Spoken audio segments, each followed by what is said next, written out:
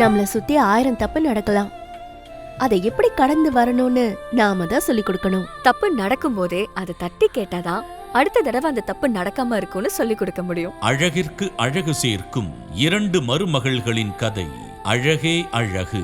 Co-presented by Prithvi women's innerwear மற்றும் தங்கமயில் jewellery. ஜனவரி 26 முதல் திங்கள் முதல் வெள்ளி வரை இரவு 7:30க்கு உங்கள் விஜயில்.